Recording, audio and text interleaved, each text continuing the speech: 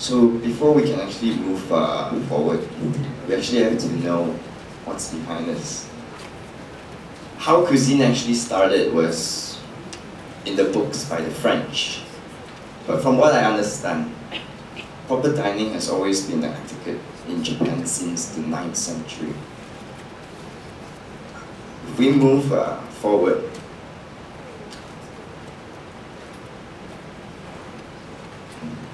sorry.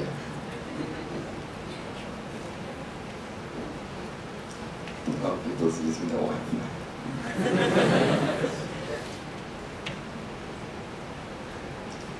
Okay. So before we have to do that, we have to see all the regions of the world, how they started. Let's take a look at France.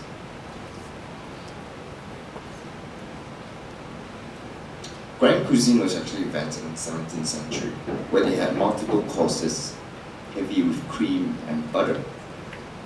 People in France told themselves, hey, I want something healthier, something lighter, something better in presentation. And the Nouvelle Cuisine was invented in the 1960s. Looks something like this. This is actually the Haute Cuisine. And then you move on to Nouvelle, which is slightly smaller, better in presentation. And moving on to the Japanese. Now, Japanese invented the concept called kaiseki.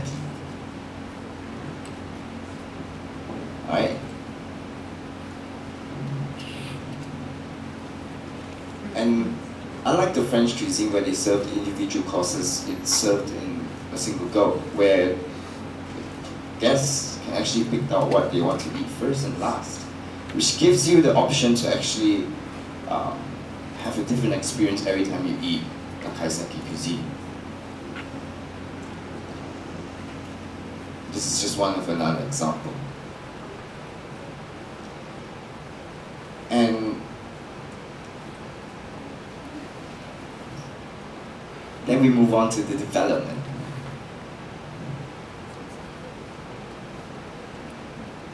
That's when the supply and demand came in and restaurants and hotels start coming into play.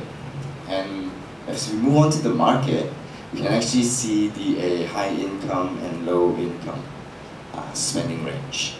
So for the low income people, will normally spend on convenient packaged food, fast food, slightly lower price.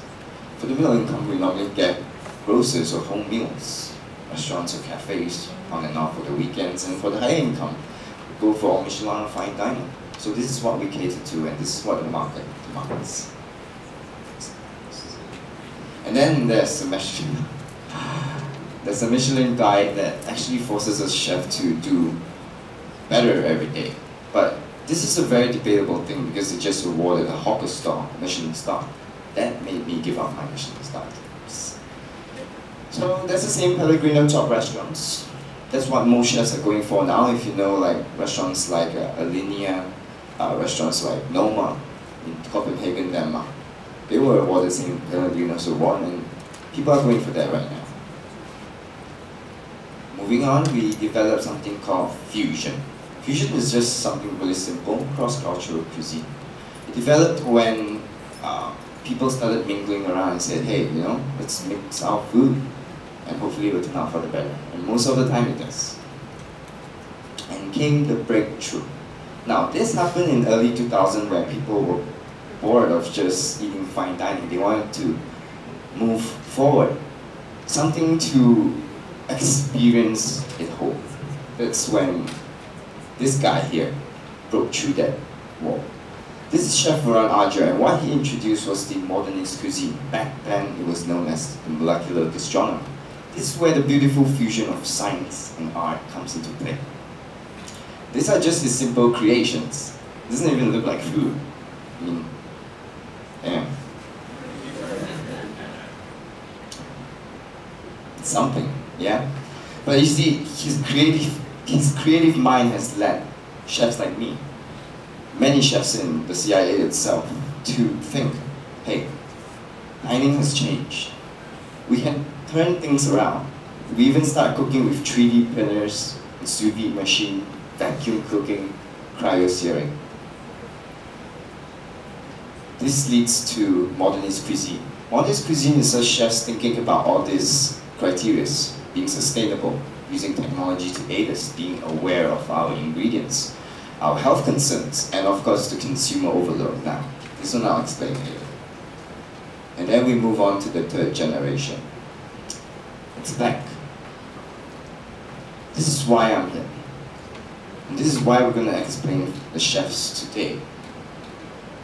I'm Justin, and I'm 24 this year.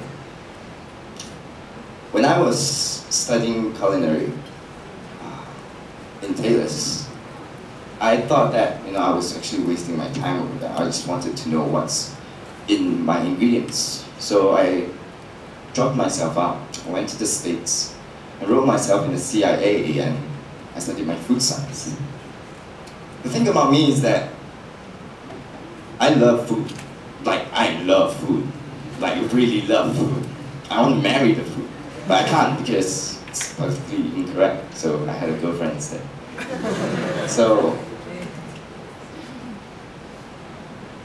the chefs today, we have developed something called the creative mind of using, like I said, like what Farah Adra has taught us, fusion of science and art. We as chefs, we have to understand that our food doesn't consist of just, making it taste good, but we have to know why we're doing it. How long does our shelf life of our food last? If I add acid to this ingredient, how long is it to denature the protein? This is what goes on in our chef's mind today. And to be able to comprehend the market today, we have to always understand where we started from. I started off as a Japanese chef in basic cuisine, and that has taught me discipline.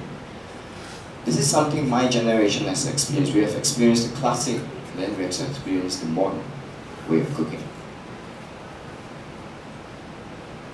So why are we creative? To keep up with the trend, to keep up with today's market. So this is like what I explained, what goes through our mind when we create a dish. The more corporate part is the shelf life, standard operational procedure, nutritional value, the costings, and the wastage. How we can recycle this. And of course, it's a team effort. I'm backed up by a team of warriors. One of my best teams ever. They have actually led me to where I am today. Not just being alone. Yes, sometimes you have to pull yourself up, but a great team really launches you forward.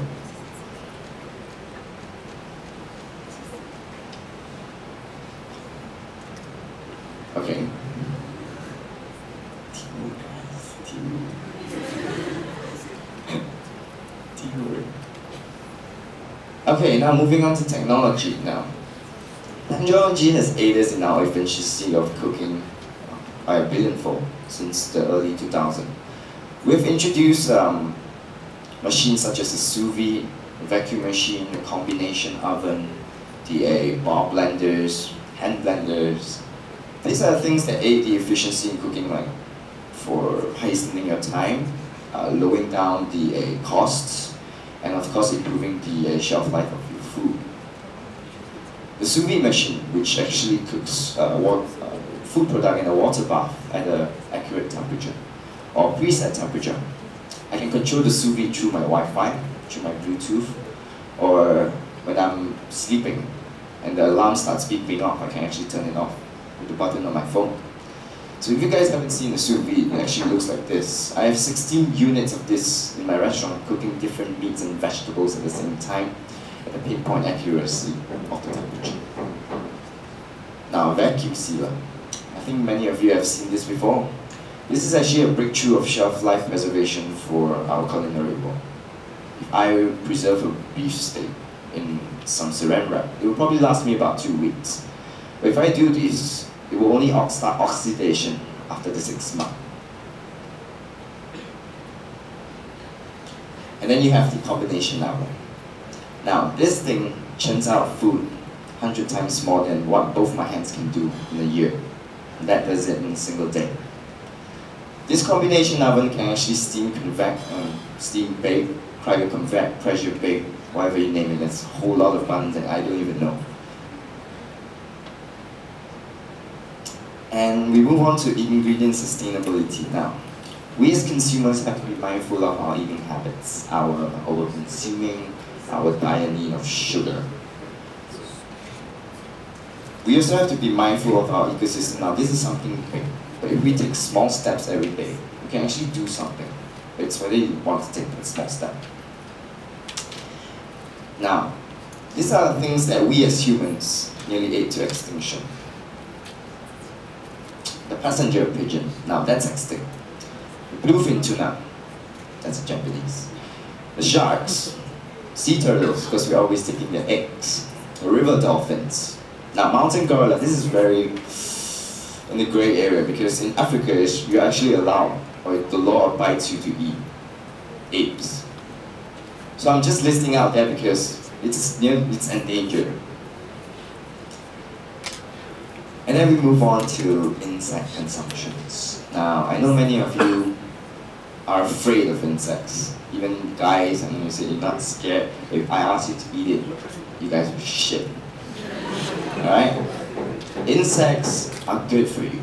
Let me break down, or let me throw away this propaganda saying insects are creepy. Insects are actually really nutrient dense, they're sustainable, they're eco-friendly, and they leave minimal carbon footprint. They're also versatile to cook. You can deep fry them, steam them. They taste amazing. Now, the analysis for the crickets. That's 65% protein. So you bodybuilders, these are more protein than your beef collagen, than your whey protein. So start eating crickets. But you can start small. They're selling cricket protein powders, whey powders, things that they grind up to a pulp. So it's more introducible to you guys. Now, crickets have always flavor. I always liked it because when you deep fry them, they have a nutty flavor, almost like macadamia. Now, crickets are also cheap.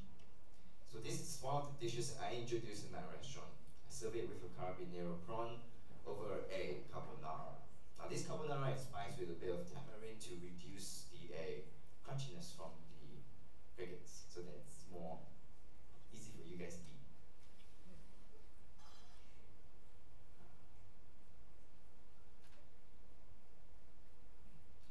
Alright, now we move to the cuisine. Now, each chef has a cuisine to start off with. Just like when you start off with Pokemon, you choose your 3 Pokeballs.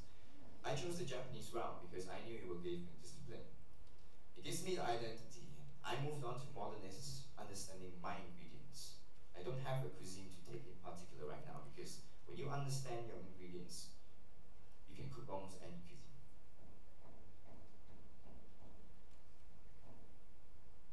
And now, for success, what does success mean to a chef these days? Now, it's a very vague term because some chefs, they want to get their Michelin stars. Some chefs, they want to have a huge wallet with many establishments. Some chefs, they want to be the best baker, you know. Some, they want to make the best bowl of ramen. For me, the answer is whatever we do today will sow the seeds of tomorrow as chefs. Because we always think about, hey, how can I be the best chef? But we don't think about how we can lead to the next generations to be better. Look at our ecosystem right now. It's being destroyed by what we eat, how we consume, through marketing, through propaganda, through Facebook. Now, I just want to thank you guys for letting me show you what we experience as chefs. And I want to show you a little video how we actually enjoy our work.